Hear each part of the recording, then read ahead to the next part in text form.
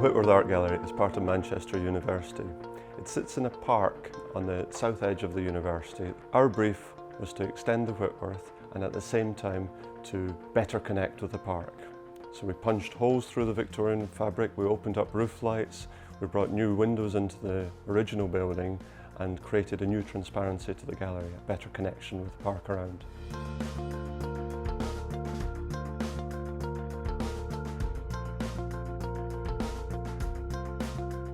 In our project, we've used the characteristics of brick to bring texture, to cast shadow, to create interest within these otherwise blank elevations. And in thinking about how to make patterns that were relevant to this project, we looked at the textile collection within the Whitworth. And we found fabrics with deliberate inclusions, the slash work with silver stitching,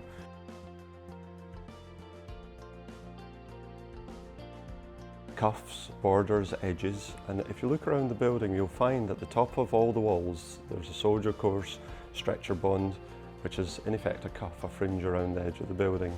We have pleating casting shadows below the cafe, so we have the very smooth glass elevation with the reflections of the trees and then the pleating there to contrast with that.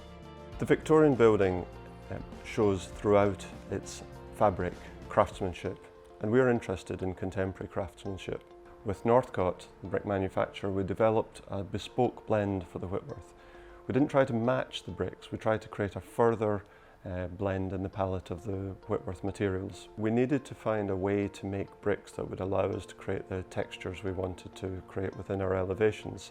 So we use a number of specials, and those specials are handmade. It's amazing to see people nowadays still whacking bricks out, making them by hand. We wanted to find bricks that had a sort of pinkish purplish tone as well as the typical orange that we see in many bricks.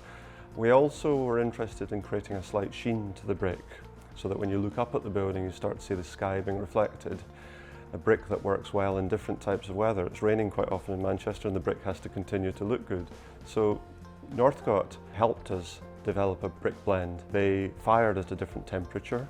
They created deliberate variations within the brick and some of this purplish hue that you'll see around the Whitworth. The scheme was multifaceted insofar as there was works internally which involved renovation works.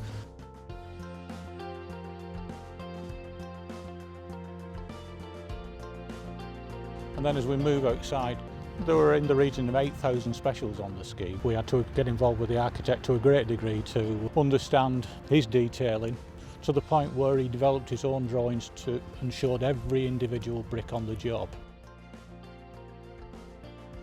So the bin store wall within the orchard garden has all the contract mock-ups and samples. It's probably the most expensive looking bin store you'll ever find, but those were actually for free. They're part of the process of making a building. The bricks work together to become one bigger thing, a bigger brick.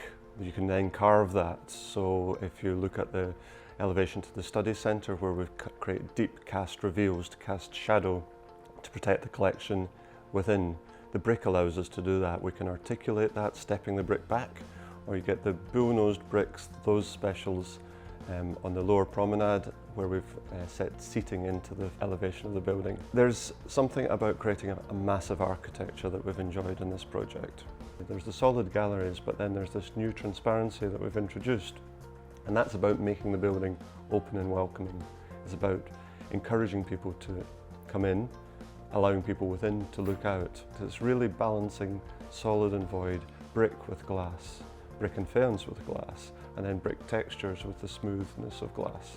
And that's maybe what we've enjoyed most about the work on this project. Schemes like this are always very difficult, and it's all a case of getting the three interested parties, primarily the architect ourselves and the brick manufacturer, to work together to turn out a result, and I think the building bears testament to that.